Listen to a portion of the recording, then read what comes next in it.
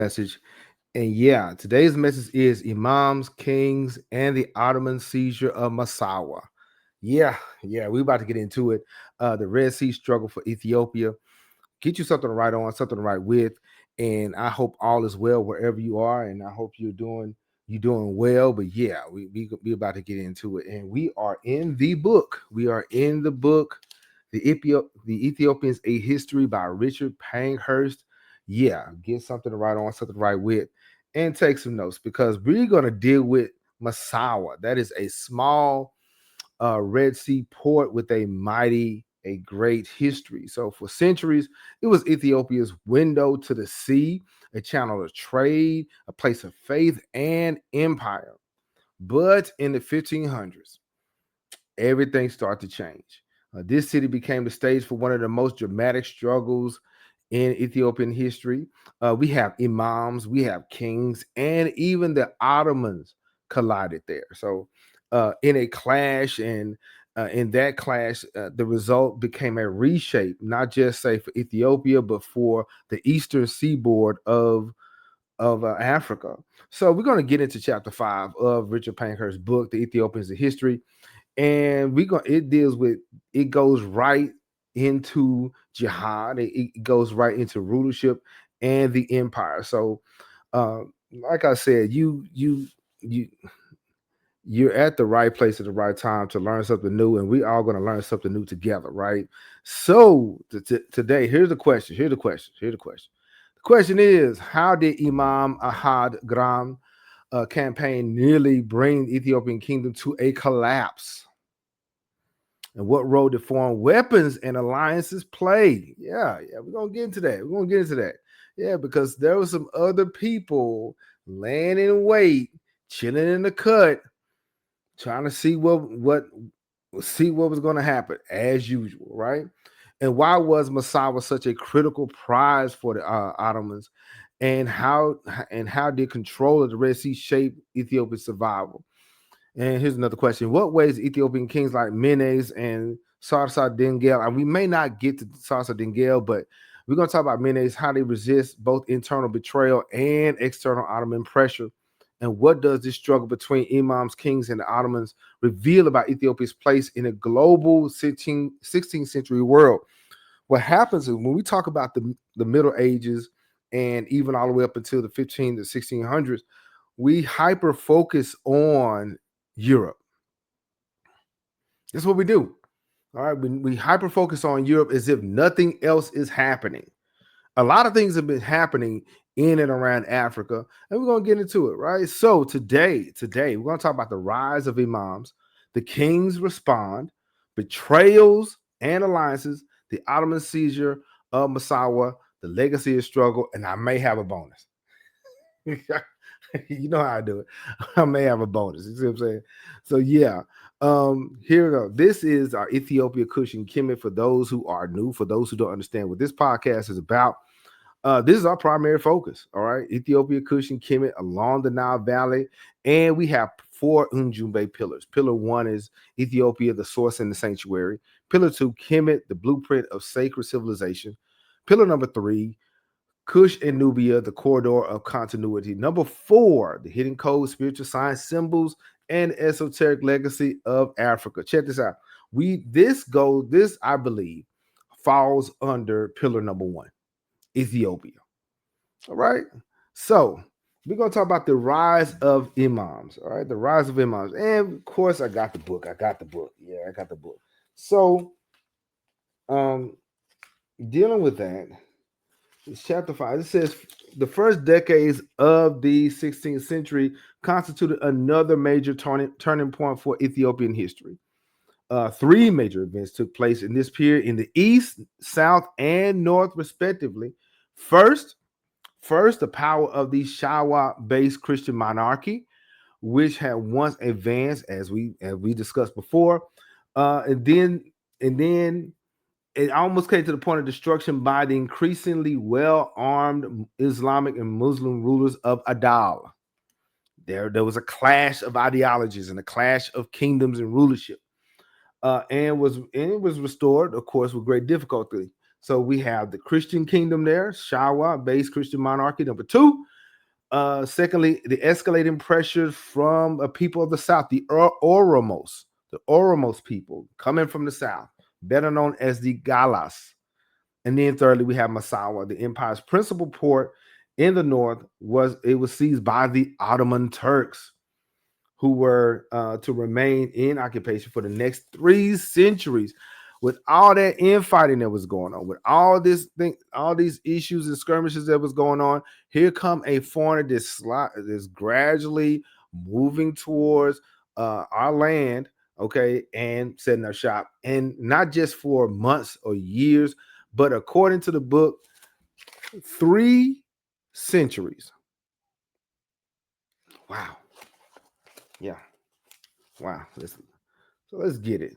So we have Imam Mahfouz and the conflict with Adal, right? So the last years of the 15th century witnessed the intensification of the old commercial religious struggle between Christian Empire and the Muslim Emirate Adal. Both sides had long been concerned with control of the trade route. It's always going to be about money.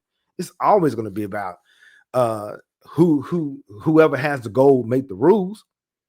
So even in Ethiopia, there was a concern with the finances, the financial upbringing of that country and that nation.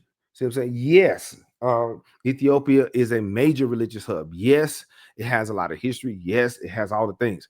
But at the root of it, when there's major skirmishes involved, there's always some money involved. All right.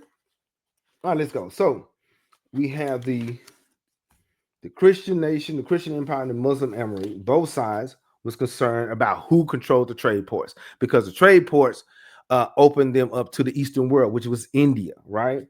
And shout out to Basil Davidson, The Lost Cities of Africa. We had the discussion about that, and we may get into this a little bit later. Let's go. So this trade was by the early 16th century all the more important on account of the increasing significance of firearms. Yeah, they not just throwing hands anymore. They're not using swords and shields anymore. They got the blickety. They got they got something hot for them. Yeah, and yeah. And I got a question, fam. Before we go further, do you think that by introducing firearms in these nations, do you think that this would uh, be the catalyst that Europe and everybody else need? And the thing is, we've seen this before, haven't we? We've seen this before. I know I'm jumping the gun, but we've seen this before, how they just drop weapons off. They just drop drugs and all these things off in our community and just walk away. And what do? Get into it over some moot point or some weird ideology. Yeah. Yeah. We got to be smarter than this, y'all. We got to do better. And so they was concerned about the trade. They was concerned about the weapons, gold and silver, which could be attained by the rulers of the Amorite far more easily than by those of the formerly almost overwhelmingly powerful interior. So the seaports was able to get access to the materials quicker than anybody else. They were the plug, right? Yeah, they had it. They had it.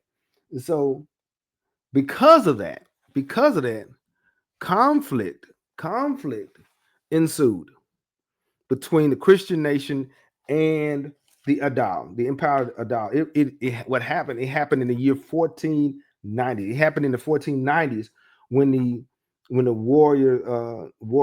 warrior and charismatic Muslim religious leader called Mahfouz arose in the east. He was a leader of the rich port of Zayla. I think I have it. Let me see here. I have my handy map here. And to my understanding, correct me if I'm wrong, I believe Zayla is right here. That is a major port of Adal. And the Sultan had all of this. So you see rivers, you see the major cities, you see the trade routes there, right? And so he was a ruler of the rich port Zayla and the principal commander of the Emir Muhammad Adal.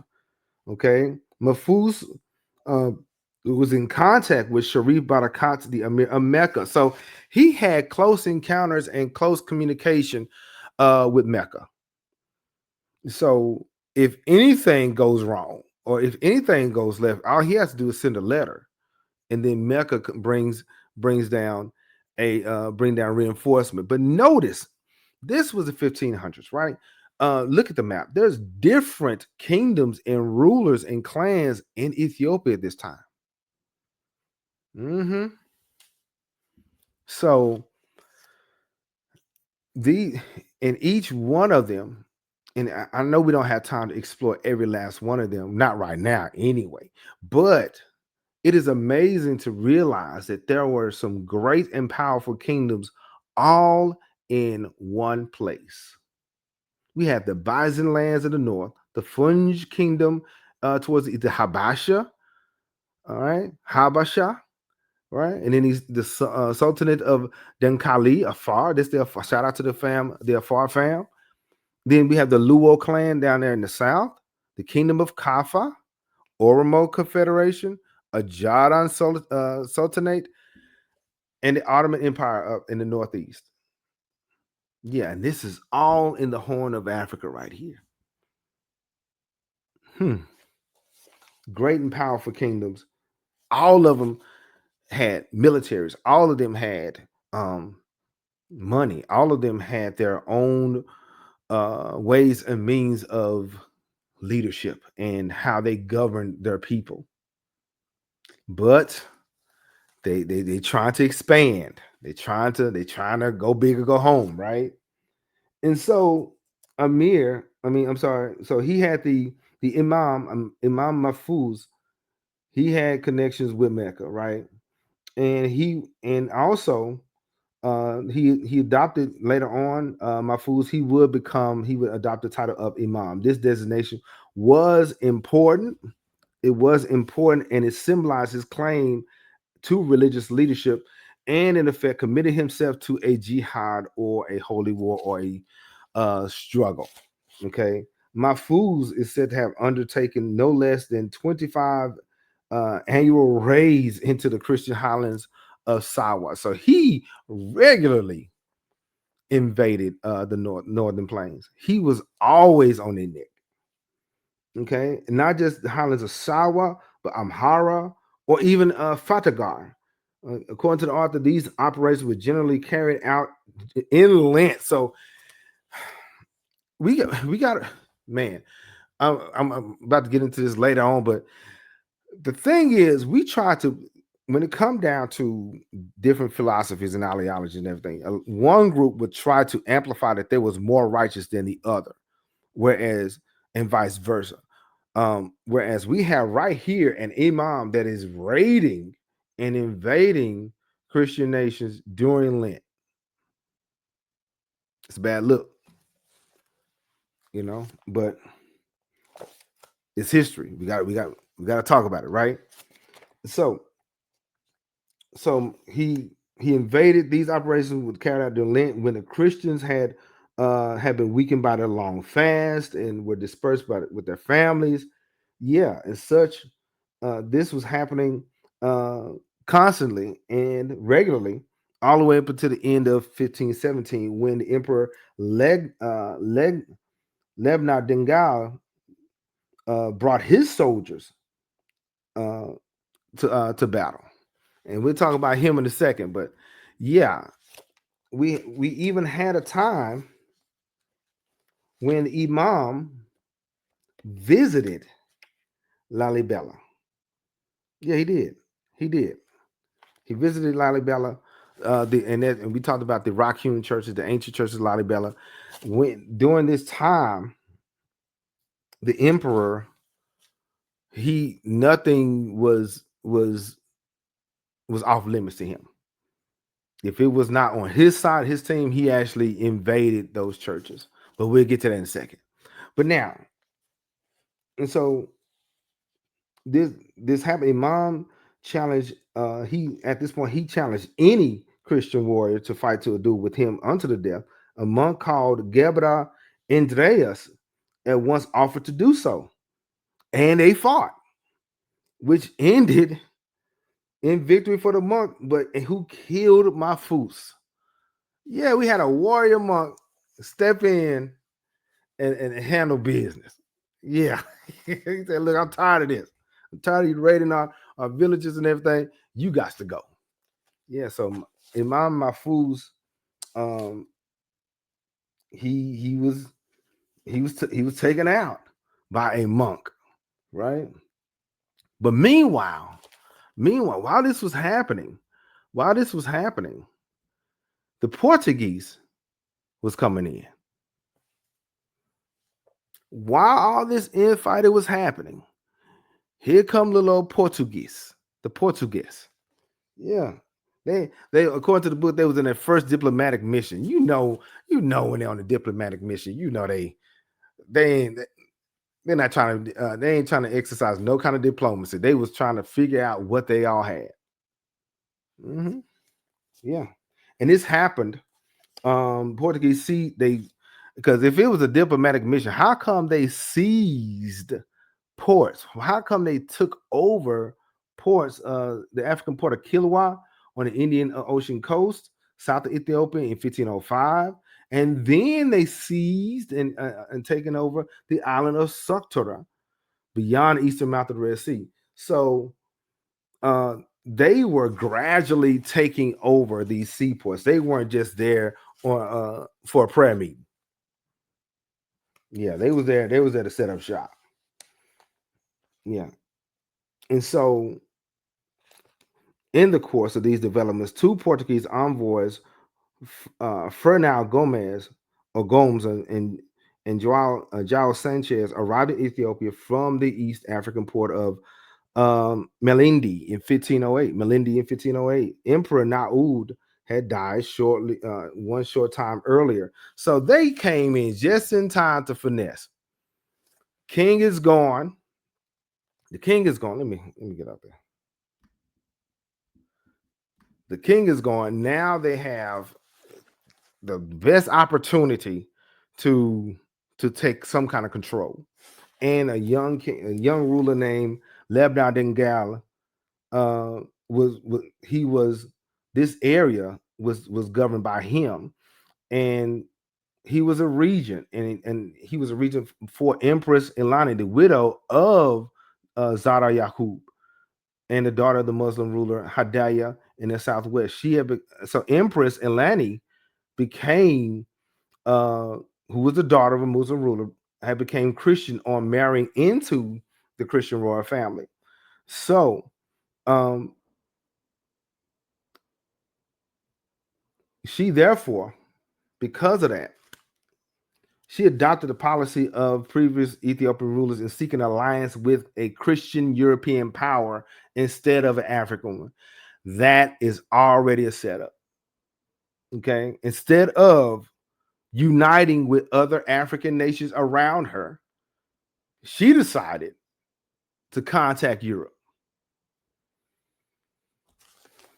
Yeah. Yeah. She accordingly dispatched Matthew, an Armenian merchant, in her service on a diplomatic mission to the Portuguese in India in 1512. Yeah, so the Portuguese was they weren't at their back door; they was already in the house. Yeah, and so while this diplomacy, while this exchange of information was happening, then we have the Imam Ahmad ibn Ibrahim al-Ghazi.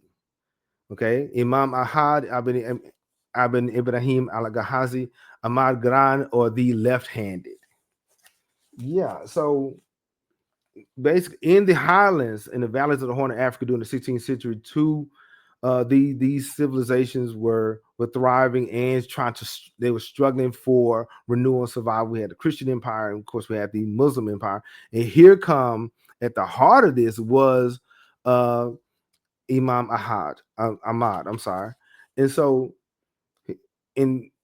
he's very powerful, and he was a great reformer, and he was a defender of his faith, who of Islam, who nearly brought down the mightiest Christian kingdom in Africa. So meanwhile, while the empress is having conversations with Christian Portuguese and them, this guy here is setting up shop. Okay, all right. So his he rose to power, most likely came he started his beginnings, according to some sources. He gained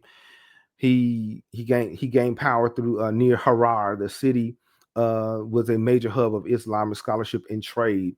Little is known about his childhood, but by the 1520s, Ahmad had risen to prominence within the Adala Sultanate, which lay to the east of Ethiopia, and included parts of present-day Somalia, Djibouti, and eastern Ethiopia. So that would also probably include, let me see, that may include Yemen. You see what I'm saying?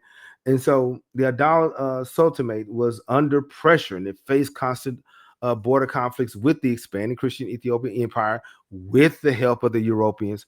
They ruled at a time by when Lebna, he became that ruler. He became that guy. So we had the empress that was cool and sent information and communication to Christian European nations, but then later on, Lebna took over. Okay, and so it was also caught in a larger geopolitical currents when the Ottoman got engaged. So we had Adal, who was part of the Sultanate in an African nation, but the Ottoman, which was an Eastern group, came in, and then we had the Portuguese, the West. Ahmad's rise came in a moment of crisis with his charisma and religious devotion and military skill. He became a leading commander of Adal's forces soon he became Imam. And so in the book, there wasn't just one incursion. There was just one battle. It was a series of issues and incursions. So he overthrew. And so some people say he rose to power, but how did he rise to power? He rose to power by taking somebody out. Yeah, he overthrew the Sultan Abu Bakr of Harar. So he was born and raised in Harar. So he overthrew him, thus making himself the master of that rich Muslim walled commercial city and assuring him the possibility of acquiring a significant number of what? Guess what? Firearms, not swords and shields. He was trying to get those weapons, and it was imported. Though essentially a soldier, Ahmad was also, of course, a religious leader. He followed Mahfuz's example, the one who was taken out by a Christian monk. He followed Mahfuz's example by adopting the religious title of Imam, and no less significantly, he married the daughter Bati del Wanbara. He then gained the support of her father's followers, who were committed to continuing this battle.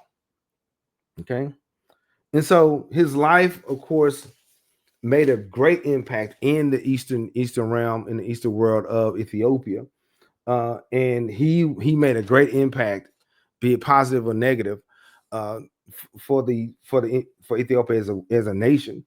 And of course, the people that chronologized this, who wrote this, it was written. It was called the Futa al-Habasha, or the history of the conquest of Abyssinia, written in Arabic by the victorious warriors Yamani or historian. His name was Shihab ad-Din Ahmad Abdel al-Qatar. Okay, basically he had somebody writing about those battles and how he overcame and how he won. I told you, got to tell your own story, right? So he did. And he began these conflicts in 1527 as the Futa reports, by ordering the Muslim towns of Adal to refrain from paying tribute customarily due to it. So I told you this battle was these wars was money. Basically, he told his people to stop paying the taxes to Christian Ethiopia. And the emperor said, hold on. How come they ain't paying their money? So what they're going so by in result, the ruler, um, the emperor, Lebna Dengel responded by ordering his governor of Bali to march to Adal, but the Imam defeated him decisively at the Battle of Adir. So the emperor sent some representatives to get that money. Imam said no. They were like, yeah, you should. He was like, no. So they fought. So after that, Imam Ahmad he undertook series of expeditions, which took him much further westward, into the highlands than his father-in-law Mahfuz. So this was not only he was trying to solidify his city and his country or his nation, he was trying to expand. I told you they was trying to expand. And so in the course of these operations, Ahmad captured innumerable slaves, many of whom he dispatched as gifts to the Muslim ruler Zabdid in South Arabia. So yeah, they did engage in slavery, but we have to understand that they was basically prisoners of war, not in a sense of slavery as the Western world will see it.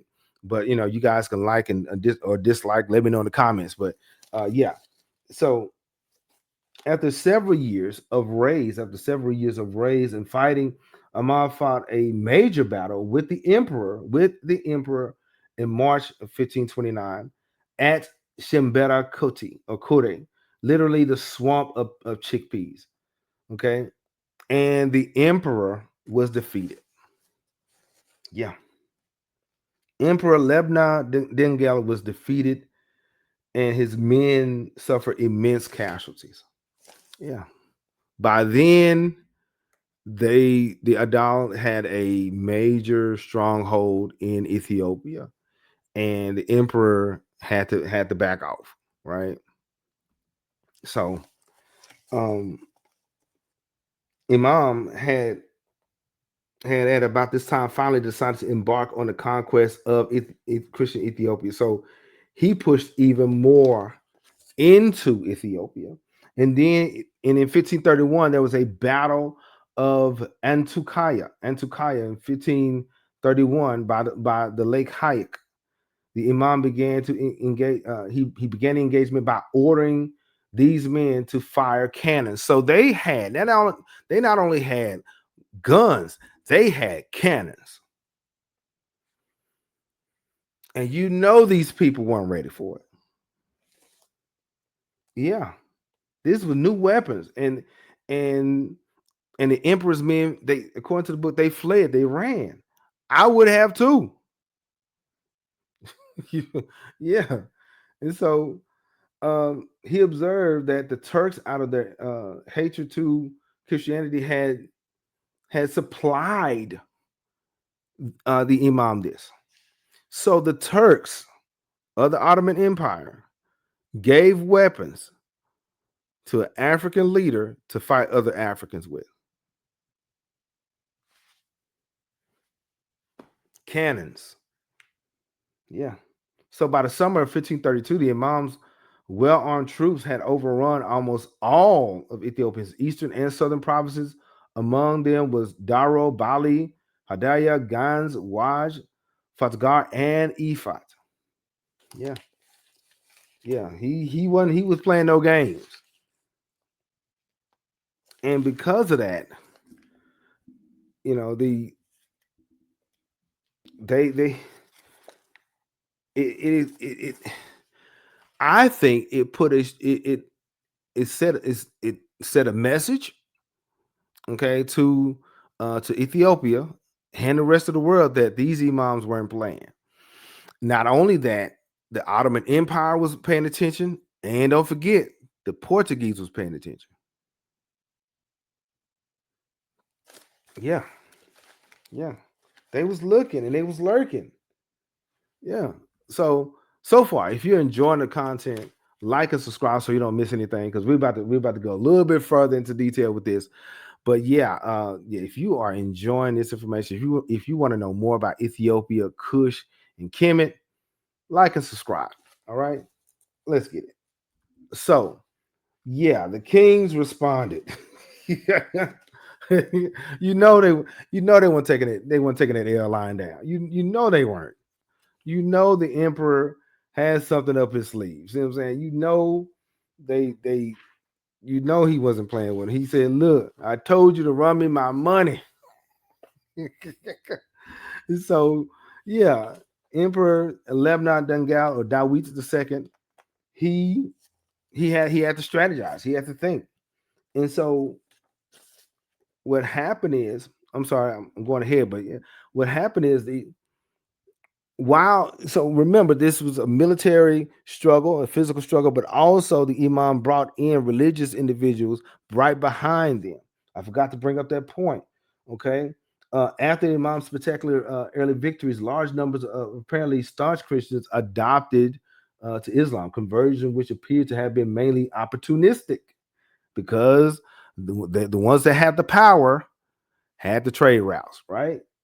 So the Imam was passionately interested in conversion. His armies were accompanied by religious zealots who actively sought newly occupied areas so they could set up shop. Conversions, as indicated by Shahab ad-Din, were, however, also many instances based on force or the threat thereof.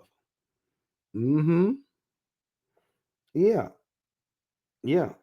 So there were some people that were converted under duress. They their hands were tied. They couldn't do anything.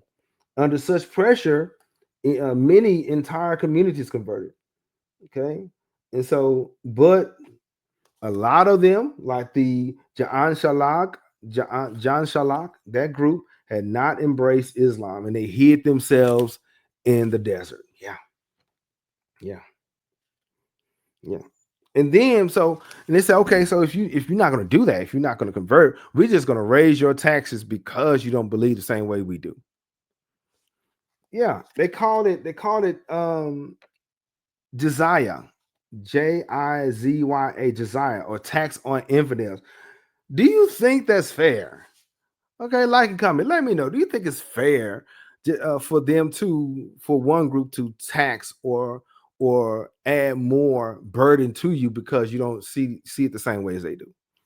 Like and comment. Let me know because yeah, because they're trying to low key force them to convert through finances by straining their pockets.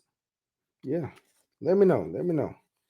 All right. So yeah, it's a little different, and so they did, and like I said before, they did go to Lalibela and they did pillage Lalibela.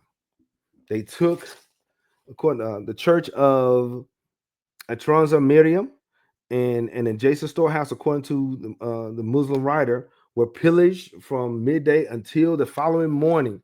The loot, which was carried off both by porters and on mules, included rich brocade velvets and silks, gold, silver, and heaps gold and silver cups, plates and censers, and a gold mambara tabot. That is a Mambara Tabot is a container for the Tabot or the symbolic representation of the Ark of the Covenant. They went in there and raided Lalibela. Yeah, yeah, that's what they did. This is history. And I think this is a sad portion of history because um, this reminds me of, say, the Moor invasion or the return of the Moors into West Africa. You see what I'm saying? About the same period of time when, say, the Moors ran out of Spain and they went back to West Africa, but they weren't the same as the those people in West Africa, even though they looked the same, but they weren't the same. And fighting ensued, um, resulting in them paving the way for other European nations to come in. Same thing here in the eastern part of Africa, where we have an imam who believes in what he believes and wants to expand his kingdom, but at what cost? Because now we got Portuguese, we got Gustavo da Gama's coming in. Why? Because Portuguese is cool with, they cool with the emperor. They cool with the Christian emperor. So the kings respond. So, all right, before I get to that, though, real quick, just a reminder: the rise of Imams, the king's response, betrayals and alliances, and finally the Ottoman seizure of Massawa, and then the legacy of the struggle. Let's get it. So the kings responded. Remember, an Ethiopian king. Remember, according to Pankhurst, the monarchs of medieval Ethiopia stood like their predecessors at the apex of great hierarchy of state. The status of the ruler was defined in the Fetha Nagas, or law of kings, enunciating divine right of kings. So whoever was a king or emperor of Ethiopia was backed by their own law, or the Fetha Nagas, right? So they had power. Ethiopian monarchs were theoretically endowed with immense power. They had a lot of pull, including diplomatic power. Yeah. Where they remember the empress already was in communication with Portugal. Now we have Dawit II doing the same thing, but at what cost, right? And so the authority rested in a large measure his ability to appoint and dismiss provincial and other officials virtually at will, as well as to transfer land to or from them at his pleasure. So they had the kings, the emperors of Ethiopia had power and authority, right? Well, this will soon be a problem, as I mentioned earlier, when there's invaders at the gates. And right now, we have two invaders at the gates. We have two. We have remember we have the Ottoman Empire and Portuguese. These people are not your friend, right? And so this expansion, this communication led by Lebna Dengel and Dom Gustavo da Gama, the son of the mariner Vasco da Gama, he brought, this dude from Portuguese brought 400 handpicked and particularly well-armed musketeers, and they landed in Massawa. This was not a diplomatic mission. This was not a peace conference. It was about to be a hostile takeover. And it began in February of 1541. And news of the coming of the Portuguese and their powerful military encampment spread rapidly through northern Ethiopia. Many soldiers who had sided with the Imam now abandoned him. People start switching up when they see another group with a different kind of firepower and a different kind of situation. They switch up because a lot of them was, remember, a few minutes before, a lot of them was forced to convert. So they heart wasn't in the first place. Yeah. And so they then, according to the book, they then proceeded westward to Dambeya, north of Lake Tana, where they confronted the Imam in April 1542. For the first time, his career encountered an enemy well equipped with cannons. Imam probably had one or two. These folk came with a lot of them. With a lot of cannons, wounded in battle. Imam was wounded in battle. He had to retreat, but managed to send an urgent appeal to Zebdid and promised in return for renewed Turkish aid to become a vassal of the Ottoman Emperor Suleiman II. So when he retreated and he was able to gather himself, get himself together, he sent a communication to the Turks, to the Ottoman Empire, so they can help. So now we have two factions. One of the Christian Ethiopia, cool with Portuguese, right? Then we have Imam of the Adal, right? They're cool with the Ottoman Empire. Here they come. About to clash in one place. Wow. This is crazy. This is crazy. And so what happened is the battles ensued. People was wounded. People was killed. The long drawn-out struggle between Imam Ahmad and the Christian Empire, one of the most traumatic in Ethiopia's millennia old history had taken a considerable toll of life and material and wealth. Yeah.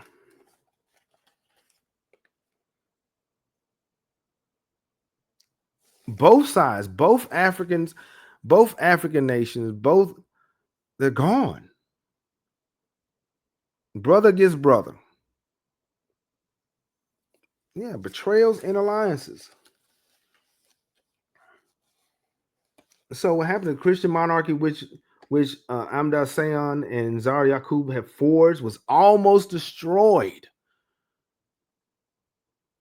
And though restored through fortitude of Emperor Galawidos, backed up by armed strength, the armed strength of the Portuguese had lost most of its former mystique. And then the Muslim Adal, the state of Adal, they almost collapsed too. These two very wealthy, very powerful nations could have been cool with just saying, hey, you live over there, we live over here. They both was at the brink of collapse because they wanted each other's stuff. They wanted each other's money and resources. And not only that, they brought in the Portuguese and they brought in the Ottoman Empire with more weapons and more destruction. Yeah. Both Christian and Islamic Ethiopia have been weakened due to the fighting. And guess what? The Portuguese, they could just go home. They good. The Ottomans, they can go back to where they was at. And Ethiopia is left with nothing but destruction. Wow. Yeah. This is history. We can't see the thing is we can't always talk about the Nile Valley and the victories and the gold and the wealth and all the wonderful things and symbolism and all that. Sometimes it gets nasty. Sometimes it gets bad. And we got to tell it. We got to tell it. You know, I think somebody one time said this was not a good book or whatever. I wonder why. Because it doesn't show it doesn't give a favorable assessment of Ethiopia. Well, it does overall, but there are some blemishes in our mother Ethiopia that we got to own up to. You know, we can't always talk about, you know, the victories of the civil rights movements and all that without discussing the crack epidemic. You understand? All of this is part of our existence. All of this is part of our culture, right? All right. So then we had, I'm sorry, the Oromo and then the Ottoman seizure of Massawa. I told you they was waiting. They was waiting. Of course, we had the Oromo people, Oromo migration. They moved in after the collapse. Okay.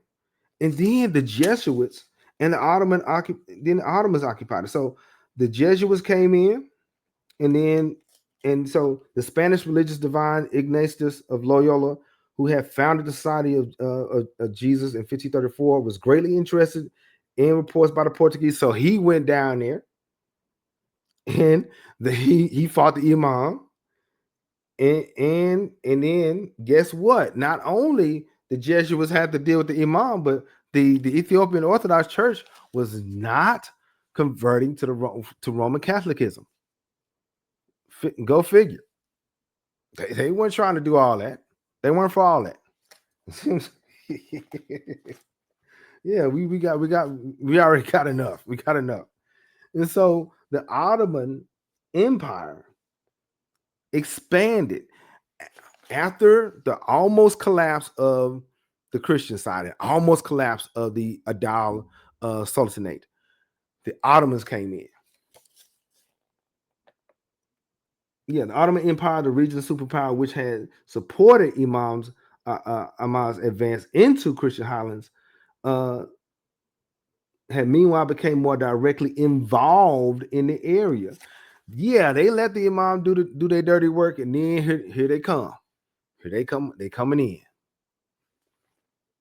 5 days after the Jesuit arrival at the coast to force to I'm sorry, 5 days after the Jesuit arrival at the coast, a force of 3,000 well-armed Turkish troops seized the port of Massawa, which they were to control for the next 300 years.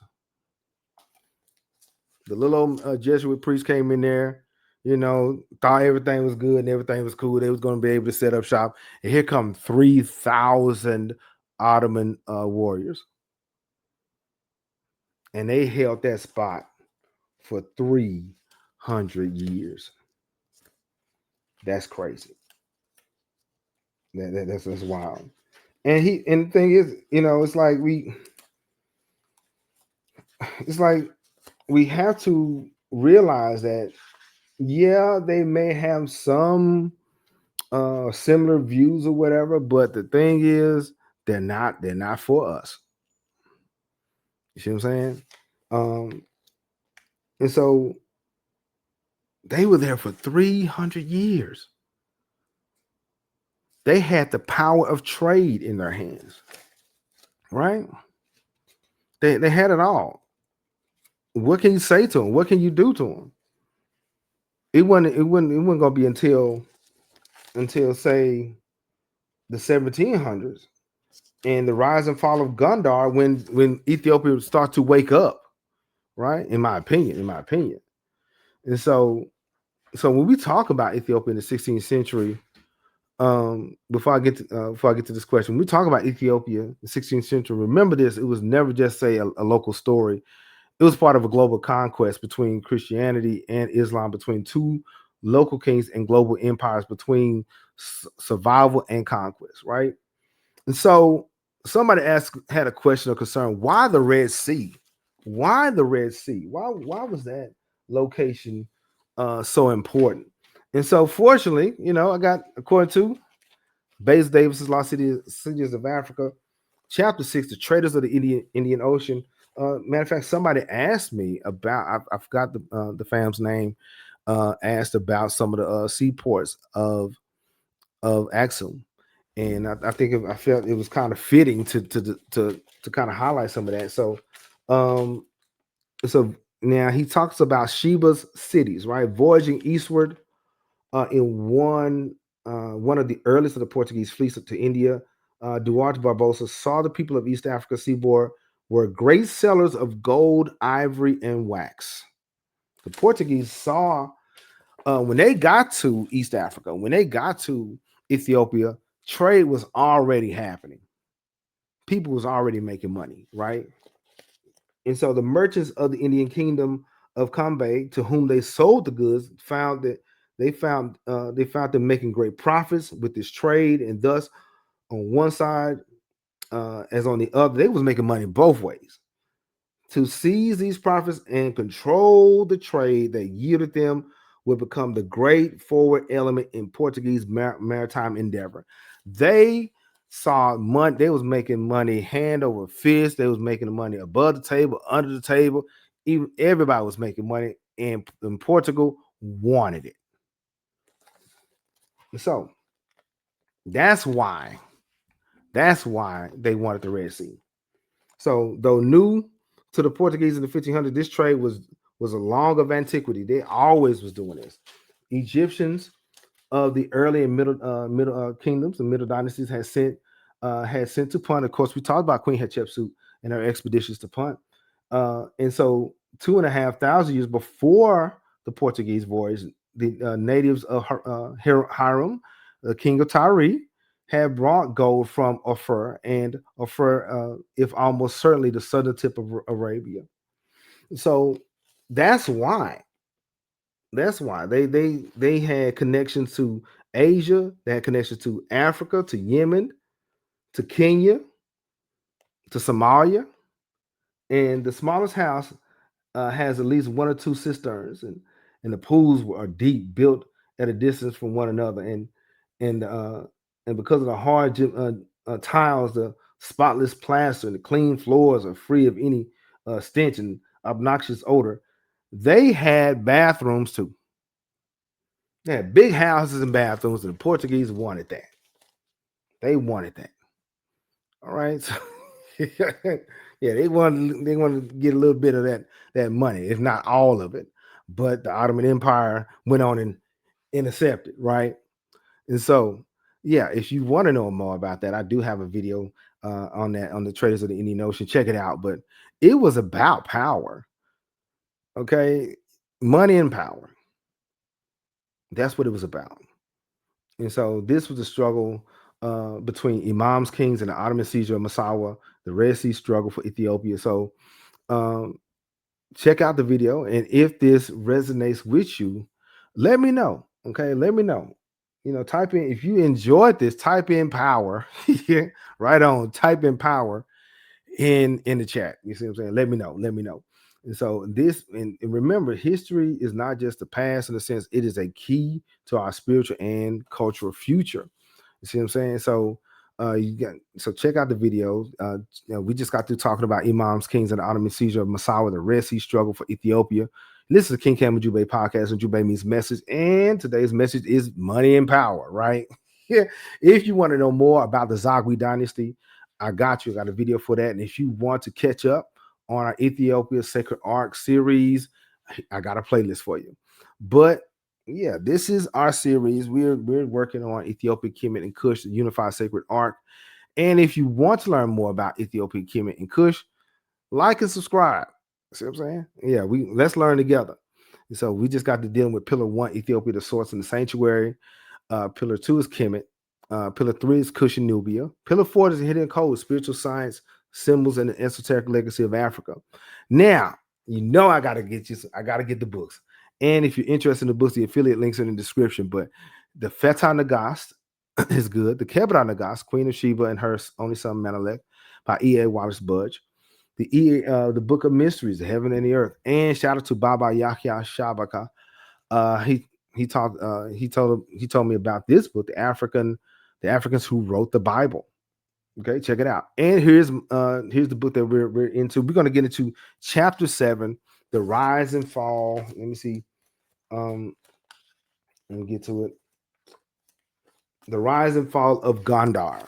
So for those who are reading, check it out. We're going to be into chapter 7, the rise and fall of Gondar.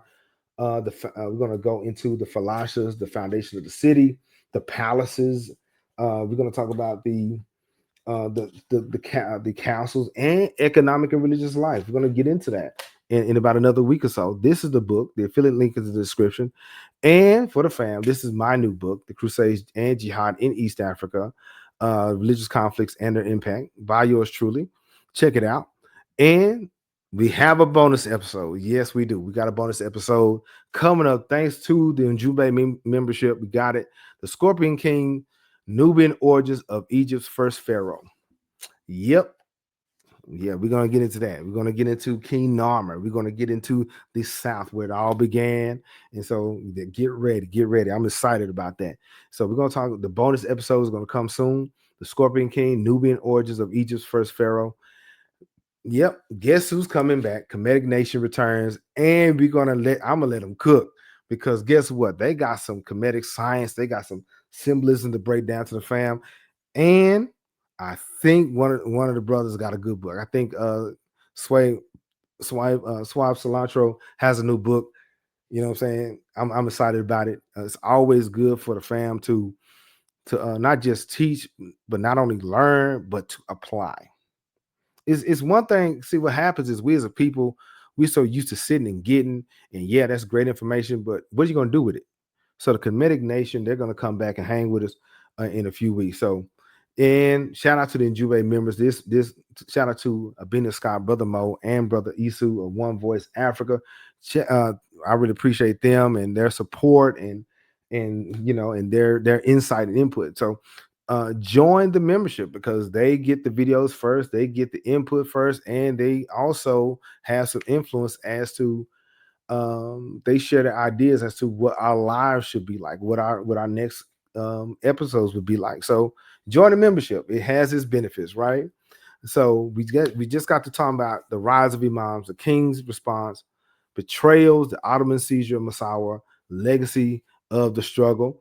If you like the content, share with somebody that may enjoy it. Do not just share with anybody that may or may not like it. Share with somebody that you know that will enjoy it, and share it on Facebook, right? So once again, this is the King Cam Ujumbe Podcast with Ujumbe Means Message. We just got to talk about Imams, kings, and the Ottoman seizure of Massawa, the Red Sea struggle for Ethiopia. Once again, if you want to know more about the Zagwe dynasty, I got you. And if you want to catch up on our Ethiopian Sacred Arc series, got the playlist. All right. So once again, I hope all is well with you wherever you are. Yeah, we got another live series coming up, and I think you'll like it. I left that book downstairs, but yeah, we have a new book that we're gonna have a book discussion next time. I'm going to bring it out again. It's an African history of Africa by Sister Badawi. So let's get ready. So listen to King Cam Ujumbe Podcast, and I will talk to you later.